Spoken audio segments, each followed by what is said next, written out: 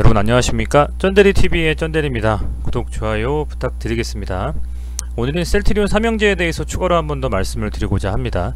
오늘 시장이 굉장히 좀 많이 조정을 받았습니다. 어제 깜짝 정말 반등하면서 다시 한번 이 전날에 그저께죠, 이 음봉을 어느 정도 삼키면서 좀 양봉이 뽑아지겠느냐라고 좀 기대를 이런 식으로요 좀 했었는데, 오히려 그 반대로 음봉으로 더 싹 밀어버렸습니다.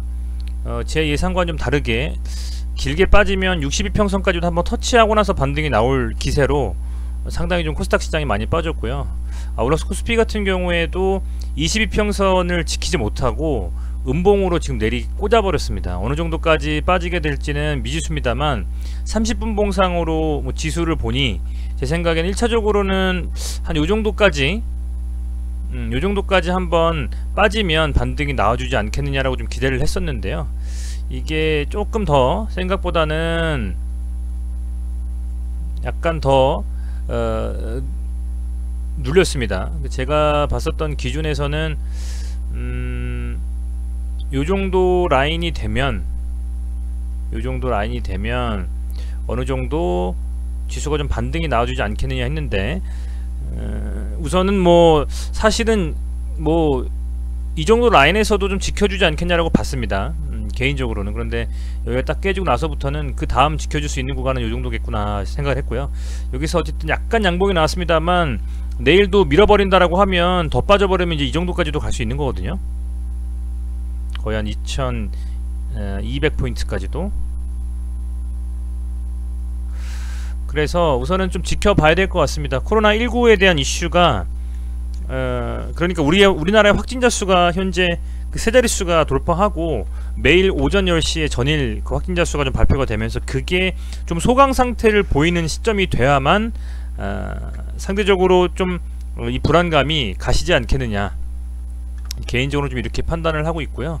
그 이외에도 오늘 장 거의 말미에 김정은 또 김여정 관련된 이슈가 발표가 됐습니다. 발표를 하기엔 좀 그렇고요. 국정원에서 그 권한을 좀 위임한다, 김여정한테, 뭐 그런 내용이 좀 나왔고, 찌라시긴 하지만 어쨌든 김정은의 그 건강 상태라든지 뭐 그런 부분들이 좀 문제가 있지 않겠느냐 라는 부분들이 또 부각이 되면서 장 외에 그 단일가에서 빅텍이 상한가를 갔습니다.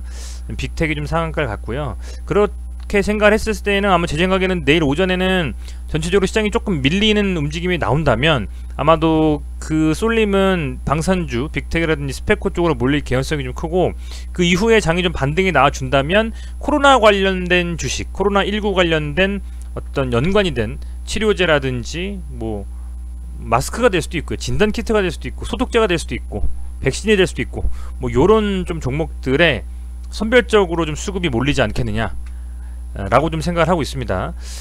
물론 계속적으로 좀 더 밀려서 2200포인트까지, 그러니까 이 정도까지도 더 밀어버릴 수 있는 움직임이 충분히 나올 수 있다라고 보고요. 이 정도까지 그렇게 된다라고 하면 2200포인트니까 30분 봉상으로 봤을 때 거진 한 이 정도라고 보면 될 것 같습니다.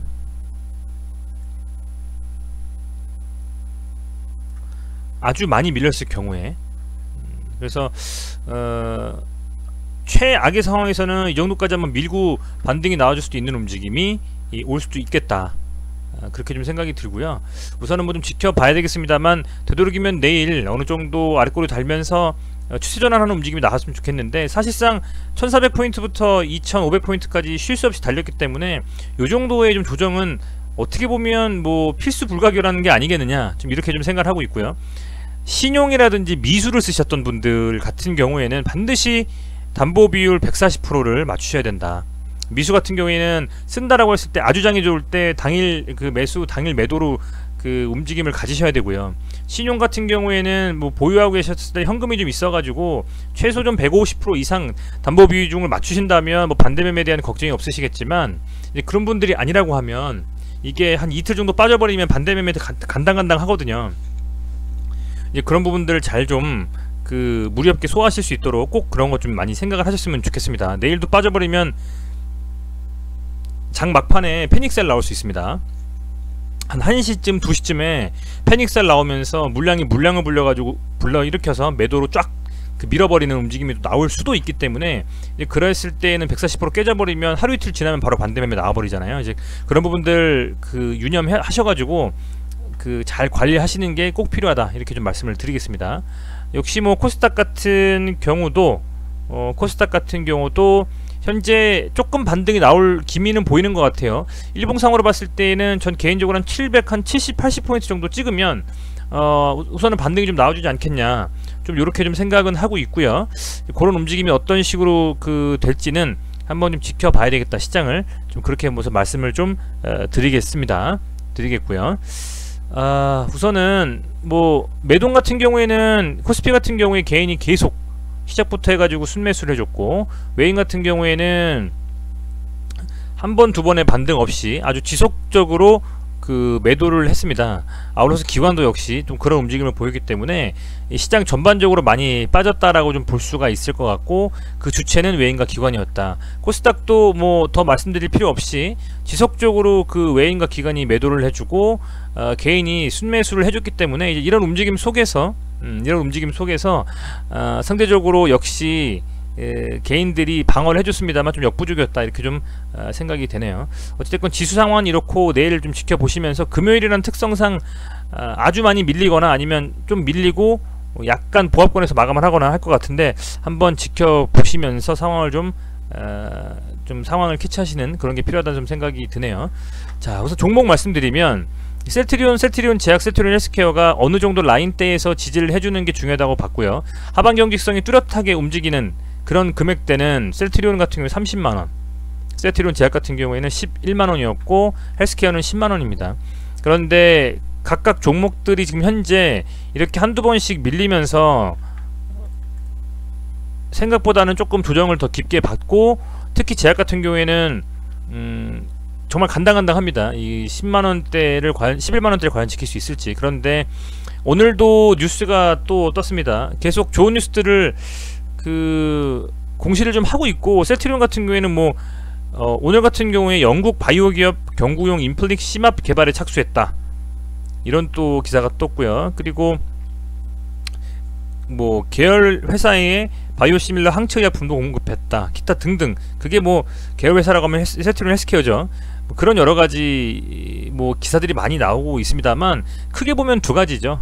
합병에 대한 이슈하고 코로나 치료제, 항체 치료제에 대한 그 두 가지가 실제로 좀 가시화돼서 나와줘야 이 강한 상승을 좀 받으면서 이 박스권을 뚫어낼 수 있지 않냐, 이제는 좀 그렇게 생각이 됩니다. 이 33만원 정도, 30만원, 33만원대 이 박스권 구간을 돌파하려면 좀 더 강한 호재가 필요할 것으로 보이고요. 그 호재는 아마도 코로나 이슈를 해소할 수 있는 항체 치료제가 나와야만 좀 가능하지 않겠냐, 개인적으로 좀 이렇게 좀 생각이 되고 있습니다. 제약 같은 경우에도 여기서 잘 버텨주기는 하고 있습니다만, 코스닥 시장이 밀린다라고 하면 뭐 제약물이 제약이나 헬스케어라도 조정을 받을 수밖에 없거든요. 아주 큰 호재가 나오기 전에는. 해서 그 큰 호재라 함은 뭐 램시마도 있을 수 있고 뭐 많은 그 바이오시밀러 약품들이 있을 수 있겠지만, 코로나19 치료제에 대한 이슈가 반드시 나와야 좀 강하게 반등이 나오지 않겠나, 이런 생각이 좀 들고요. 얼마 전 합병에 대한 이슈가 나왔을 때 반등이 좀 나왔다가 이렇게 윗골을 달고 밀렸듯이 여전히 그 합병에 대한 이슈도 살아있고요. 앞서 말씀드린 코로나 이슈와 동시에 이 합병에 대한 이슈도 다시 한번 또 기사화되고 가시화된다면, 아마 그때는 이 지지부진한 움직임의 박스권을 뚫어낼 수 있는 강한 수급이 몰려오지 않겠냐, 좀 그런 생각을 하면서 좀 기다리고 있습니다. 상당히 시장이 조정 국면이 뭐 길어졌다고 보기도 뭐하면, 왜냐면 너무 많이 올랐잖아요, 그죠? 근데 그 과정에서 사실은 우리 셀트리온 삼형제 같은 경우에는 강한 상승을 먹지도 못하고 사실은 빠져서 조정을 받았기 때문에, 이제 그런 부분을 감안했을 때에는 이 라인대를 좀 지켜주는지를 계속 지켜보시면서, 오히려 어느 특정 지지선이 깨지면 30만원이라든지 뭐 11만원이라든지 10만원이라든지 뭐 볼린저 밴드 하단이라든지 이평선이라든지 이런 지지선이 깨지면 오히려 그때가 조금 매수하면서 수량을 늘려갈 수 있는 좀 그런 기회가 아니겠느냐, 이렇게 좀 생각을 하고 있습니다. 명실상부한 어떻게 보면 중요한 이슈, 정말 그 코로나 이슈를 치료제로서 해소할 수 있는 몇 안 되는 저는 현실적인 회사라고 좀 생각을 하고 있고요. 매동상으로도 이제 조금 셀트리온 같은 경우에도 외인이 좀 들어와주고 있는 움직임이고, 그리고 이 와중에도 지금 외인이 사고 있거든요. 셀트리온 제약 같은 경우에도 보시면 외인이 조금 순매수를 해주고 있다라고 볼 수 있을 것 같고요. 헬스케어도 헬스케어가 지금 매동이 조금 안 좋네요. 그죠? 헬스케어가 외인이 기간 좀 팔고 있는데 오늘 물론 기관이 좀 들어왔습니다만 헬스케어는 조금 더 지켜보시는 게 좋을 것 같습니다. 개인들이 많이 사주면 어쨌든 움직임이 좀 무거워질 수 있습니다. 그래서 연기금이 지금 많이 받쳐주면서 움직이고는 있습니다만 이 매동을 좀 잘 살피시면서 시황과 매동을 살피시고 또 코로나 이슈가 계속 잔존하고 있기 때문에 그 이슈를 가지고 얘가 더욱더 성장하려면 항체치료제가 굉장히 좀 그 기사가 지금 임상 진행하고 있잖아요. 그죠? 그런 부분들이 나와야만 호재를 가지고 강하게 좀 돌파할 수 있는 움직임이 나오지 않겠느냐, 좀 이렇게 생각이 듭니다.